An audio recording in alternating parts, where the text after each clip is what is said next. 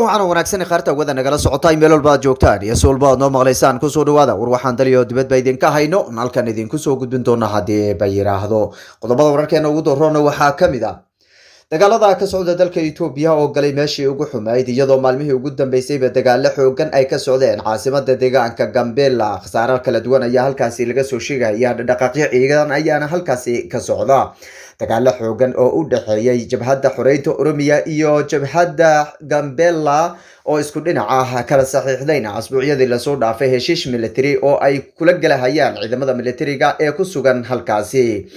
24 saac ee ugu dambeeyay dagaalo waaweyn ayaa ka socday caasimada deegaanka Gambela kaasi oo u dhaxeeya jabhadda xoreynta Oromiya iyo jabhadda Gambela oo isku dhinac ah iyo ciidamada militariga iyo kuwa deegaanka oo ayagana isku dhinac ah khasaare kala duwan ayaa halkaasi laga soo sheegaya warkeena ayaad kaga bogan doontaan waxaa sidoo kale idin soo gudbin doonaa muuqaal argagax badan oo maalmihii ugu dambeysayba baraha bulshada qabsaday hay'adaha xuquuqul insaanka iyo dhammaanba duniduna ay ka hadashay kaasi oo ay sameynayeen ciidamada militariga iyo ciidamo ku dhinaca ciidamada militariga ee dalka Itoobiya ayna ku sameynayeen dad rayada oo gawaari ay kala degayeen isla markaana intay meel ku soo ururiyaan ay xabad la dhacayeen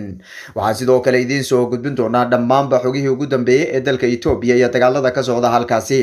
shirkii caawa ka dhacay madaxtooyada Soomaaliya iyo qodobo dhowr ka soo baxay ayaan sidoo kale idin soo gudbin doonaa waxaa sidoo kale warkeena aad kaga bogan doontaan madaxweynaha Hirshabelle oo xilka qaadis ku sameeyay xubno kamid ah wasiiradiisa iyo khilaaf xoogan oo ka taagan deegaanka Hirshabelle ama maamul goboleedka Hirshabelle waxaa sidoo kale idin soo gudbin doonaa dhammaanba xogihii ugu dambeeyay ee Soomaaliya iyo dagaaladii ka socday Baxdo degmada Baxdo oo ka tirsan Galmudug waxaan sidoo kale aad warkeena kaga bogan doontaan dhammaanba xogihii ugu dambeeyay ee filla Soomaaliya waxaa sidoo kale idin soo gudbin doonaa dagaal xoogan oo dhinaca cirka iyo dhulkaba ay ku qaaday Israa'iil marinka Gaza iyadoo maalmihii ugu dambeeyayba ay halkaasi ka taagneed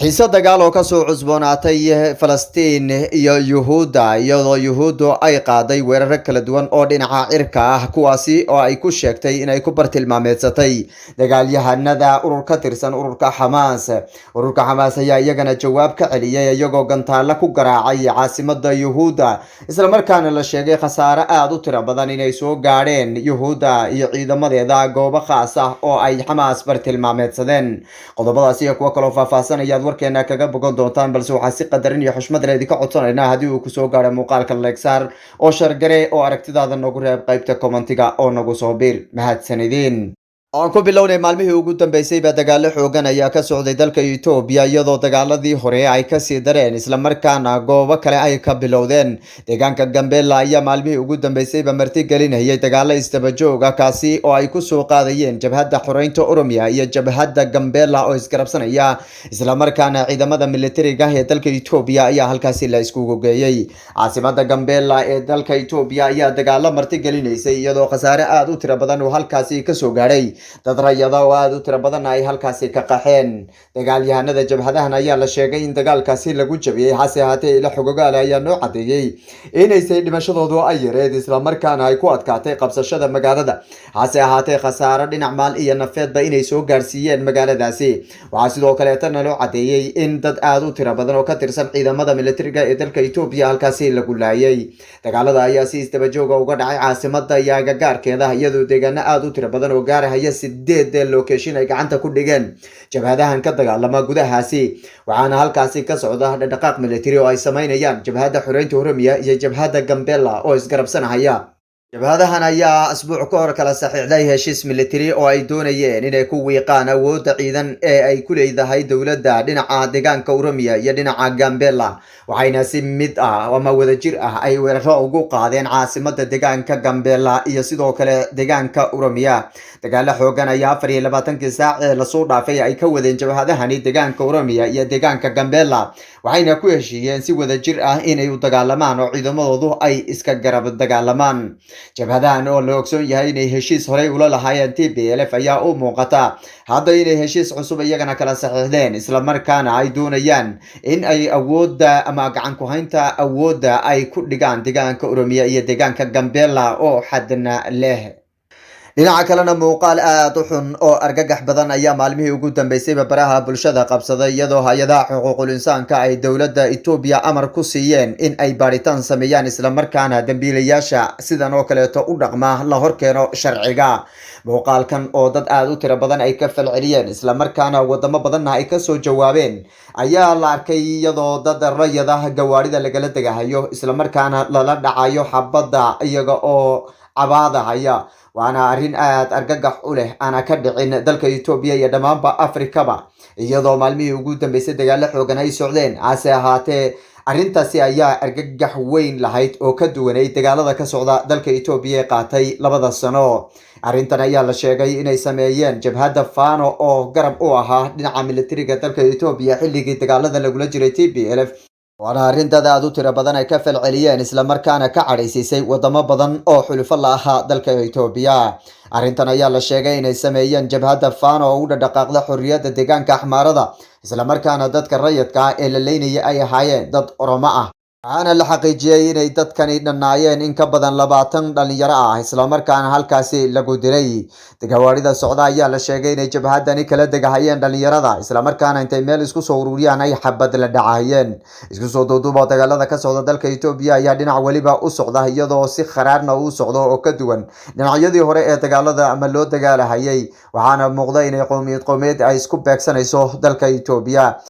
waxaanad moodaa dagaalada ka socda dalka Itoobiya hadda inuu dhumay hadafkiisa iyadoo bilowgii hore ee dagaalka uu ku bilowday TPLF oo iyagu doonahayay inay xukunka gacanta ku dhigaan. hase ahaatee hadda dhinacyada uu socdo ayaad moodaa inuu hadafkiisii hore ka dhumay islamarkaana hadda ay Itoobiya qowmiyad ay isku laynayso ama qabiil ay isku laynahayaan. dhinaca kalena shir ayaa caawa ka furmay madaxtooyada Soomaaliya kaasi oo uu hogaaminayay agaasimaha warfaafinta madaxtooyada islamarkaana ay kasoo qayb galeen warbaahinta noocyadooda kala duwan ama wariyaasha ka howlgala magaalada Muqdisho. shirkan ayaa looga hadlay dhaliilaha iyo sidoo kaleeto aragti wadaag ku aadana waxaana wariyaashu ay ka dhiibanayeen aragtidooda iyo sida ay u arkaan xukuumadda cusub. agaasimaha oo si wanaagsan uga dhagaysanayay wariyaasha iyo tabashooyinka ay qabaan iyo sidoo kale aragtidooda ku aadan xukuumadda cusub ee la soo dhisayo iyo madaxweynaha cusub ee dalka Soomaaliya. su'aalaha la weydiiyay agaasimaha warfaafinta madaxtooyada ayaa waxaa ka mid ahaa in madaxtooyada warka ay doonayso iyo cidda ay doonayso inay magacowdo ay dadka rayidka ah ay banaanka kasii maqlayaan inta aysan ku dhawaaqin madaxtooyada. taasina wuxuu kaga jawaabay in ayagu aysan joojin karin xanta Soomaalida ay iyagu banaanka isku xaxamanayaan islamarkaana wixii ayagu ay doonayaan ay shacabka kula wadaagaan halkani. wuxuu sidoo kale agaasimaha u weydiiyay wariyaasha xageed ka maqasheen warka ma warfaafinta ayaa inay sheegtay mise banaanka ayaad ka maqasheen. taasi oo wariyaashu ay kaga jawaabeen in iyagu ka maqleen banaanka islamarkaana wax walba oo ay doonayso ama ay balaan garaynayso madaxtooyada ay banaanka ka maqlayaan inta aysan ku dhawaaqin ama madaxtooyada uusan warkaasi ka soo bixin. taasi oo agaasimaha uu ku tilmaamay in Soomaalidu ay xanmaal tahay islamarkaana aan la xakameyn karin xanta banaanka soo socota iyo oraahda Soomaalida iyo waxyaabaha la isla dhex ordayo islamarkaana wax walba oo tallaabo oo iyagu ay qaadayaan ay halkan ama wasaaradda warfaafinta ee madaxtooyada ay kula wadaagayaan shacabka Soomaaliyeed. wariyaasha oo si weyn uga farxay kulanka ay la qaateen agaasimaha warfaafinta ayay su'aalo aad u tiro badan ay weydiiyeen taasi oo kaga aadan aragtidooda iyo aragtidooda iyadoo sidoo kale agaasimaha uu sheegay in saxaafaddu ay madax bannaan tahay hase ahaatee la doonayo inay ka qayb qaataan dhismaha wadanka ama dib u dhiska wadanka. dhinaca kalena madaxweynaha Hirshabelle ayaa xilka qaadis ku sameeyay 2 wasiir oo ka tirsan xukuumaddiisa kuwaasi oo la sheegay in maalmihii ugu dambeysayba khilaaf weyn uu kala taagnaa. madaxweynaha ayaa la sheegay inuu xilka caawa ka qaaday 2 wasiir oo ka tirsan xukuumaddiisa ama maamulkiisa. waxaana labadan mas'uul lagu eedeeyay xil gudasho la'aan iyo sidoo kaleetaba amar diido ay ku sameeyeen madaxweynaha Hirshabelle. yaxya ismaaciil oo ahaa wasiirka wasaaradda ganacsiga iyo warshadaha iyo sidoo kale Khadar Xasan oo hayay xilka wasaaradda dastuurka ayaa xilka caawa laga xayoobiyay kuwaasi oo lagu eedeeyay inay xil gudasho la'aan ay sameeyeen islamarkaana ay amar diido sameeyeen. hase ahaatee ila xogogaal ayaa waxay sheegayaan in labadan mudane ay qabanqaabinahayeen sidii ay xilka uga tuuri lahayeen madaxweynaha Hirshabelle Cali Guudlaawe. ugu dambeyn Israa'iil ayaa weerar ku qaaday marinka Gaza kaasi oo ay ladan lahayd in ay bartilmaameedsanaysay goobo ay sheegtay inay ku sugan yihiin ciidamada militariga ee ururka Hamas.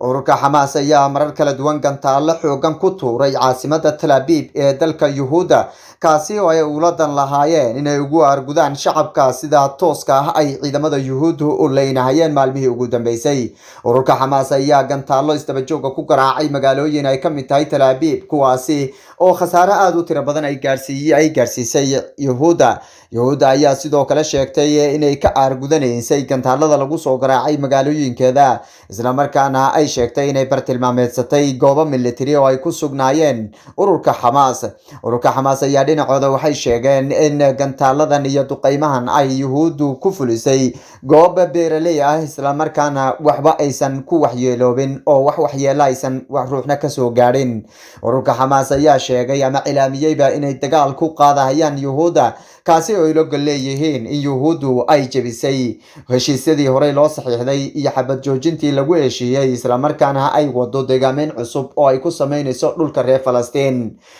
Falastiin ay gacanta ku haysay Yuhuudda ayaa lagu qiyaasaa inuu dhan yahay 4,000 kilomitir oo square kaasi oo ciidamada Yuhuuddu ay hadda gacanta ku hayaan ayna mar waliba dejinayaan dad ay ka soo ururiso Yuhuudda dunida daafaheeda. ayaa shaaca ka qaaday inay dejisay daanta galbeed 10,000 oo qoys oo ay ka soo rartay dunida daafaheeda kala duwan kuwaasi oo ah kuwa taageera diinta Yuhuudda ee Jewishka